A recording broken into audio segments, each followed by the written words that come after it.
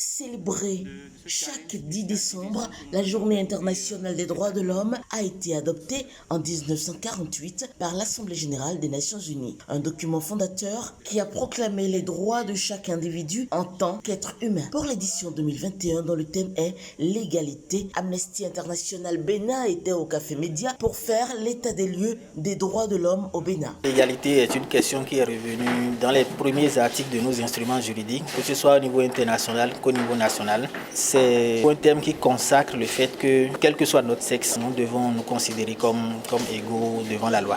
Aujourd'hui, nous avons célébré à notre manière la Journée internationale des droits de l'homme avec l'équipe de Café Média Plus. Nous avons échangé un peu sur l'actualité des droits de l'homme dans notre pays et avons fait des projections sur l'année prochaine, surtout dans un contexte où le Bénin commence un mandat au Conseil des droits de l'homme des Nations Unies. La situation des droits de l'homme au Bénin n'est pas reluisante. Toutefois, on note des actions salutaires selon l'organisation. Le dernier trimestre 2021 est un trimestre de promotion et de protection des droits des femmes. Parce qu'on a vu au Parlement une série de lois qui renforcent la protection de la femme, votées par les députés. Il y a également la loi sur la répression des violences basée sur le genre ou à raison du sexe. C'est toujours bien de chercher à protéger et à renforcer la protection. De l'interpellation et de l'incarcération des activistes et opposants politiques au retrait du droit accordé aux individus de pouvoir saisir directement la Cour africaine des droits de l'homme, la vindicte populaire, les violences sur les personnes transgenres, Amnesty International Bénin déplore un recul des droits de l'homme au Bénin et propose des actions pour une amélioration de la situation. Globalement, il faut dire que nous avons eu des avancées, même s'il reste beaucoup de choses à corriger sur le plan de la liberté d'expression, de l'égalité, des droits économiques et socio-culturels.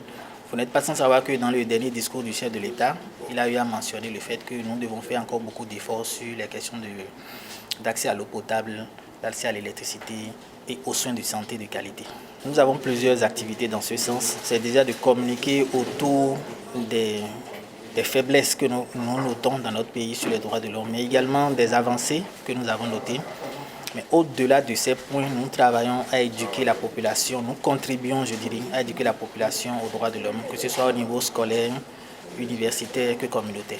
Nous encourageons d'abord les victimes à pouvoir s'exprimer, à pouvoir dénoncer, parce que si nous n'avons pas cette information, nous ne pourrons pas les aider. Et quand je dis nous, ce n'est pas seulement Amnesty International, mais également les autres organisations de défense des droits de l'homme qui sont présentes sur le territoire national pour pouvoir aider toutes ces victimes. Donc nous les encourageons à dénoncer et à se rendre disponibles pour pouvoir apporter les preuves lorsque cela s'avère nécessaire. Dans le principe, la vindicte populaire dont a été victime l'étudiant Éloi Dogo. Aujourd'hui, la famille n'a pas de réponse, n'a pas de répondant et attend vivement que justice soit rendue à leur frère Éloi Dogo.